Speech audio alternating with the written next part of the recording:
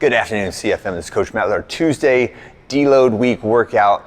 So let's begin with the warm-up. Start off 2 rounds through. The first one I want you to jog a 600.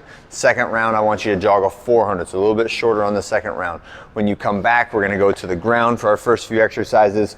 We're gonna do our seated hip swivels. So top of the knee to the bottom of the foot, and we're trying to lean into the tension that we're creating here. So wherever you feel resistance, I want you to try to push in that direction, whether it's at this top position where my knees are out or this laid over position.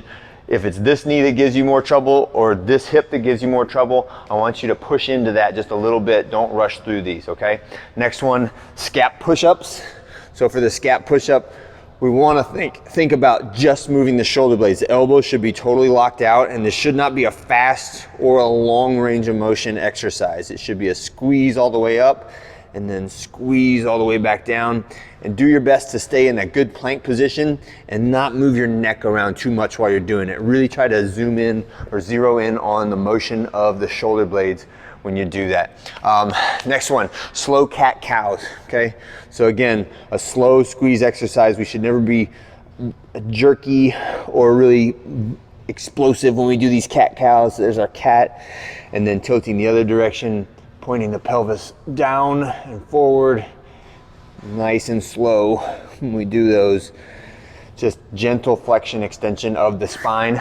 Then you can stand up, and we're gonna do 4 reps of our slow toe touch to overhead reach. Again, trying to curl the spine downward slowly, kind of like a Jefferson curl, and then uncoil as we reach up.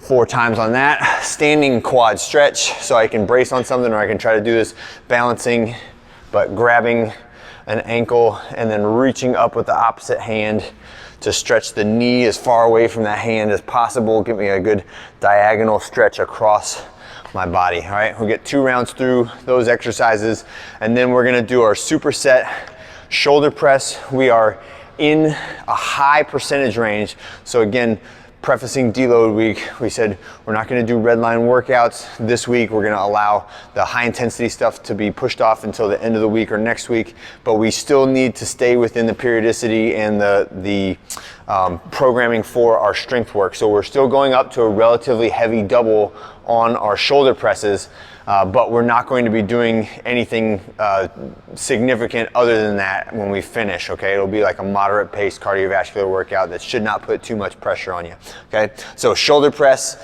is our strict press from the rack, locking out overhead, and then after you finish your set, back in the rack. And our superset today is strict or pause ring rows. So on these ones, every rep, I want you to control the eccentric, pause, 1 1000, 2 1000. Control the concentric, pause, 1 1000, 2 1000.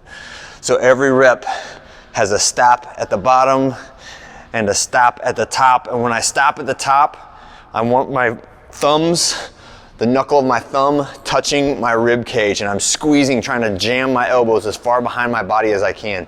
This will require you to change your foot position from where you normally do ring rows for the majority of us. So like where I was doing it, I would normally do ring rows with my feet slightly forward or directly underneath the rings.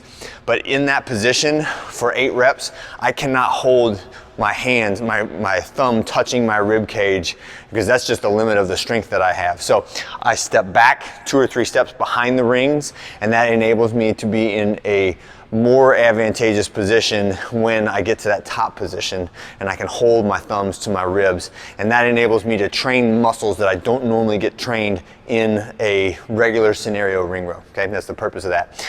All right, after our shoulder press and superset of those pause ring rows, we're going to do a very simple metabolic conditioning workout that's going to be at a deload pace, which means I want you to be conversational throughout the whole thing. So 600, 400, 200 meter jogs to start each round, and then when you come back, you're doing our slam balls and burpees. So slam ball, just slam that ball to the ground, burpee all the way to the ground, and then jump and clap at the top, all right? Again, don't think about these as a red line or 4-time workout. Just think about it as I'm marching through these exercises at a continuous pace. I'm gonna sweat a little bit. I'm getting a good full range of motion functional exercise in, but it's not going to get anywhere near killing me. It's just going to be a fun exercise grouping, and when I'm done, I'm gonna feel great. And that is it for today. Hope you guys had a great one, and I'll see you on Wednesday.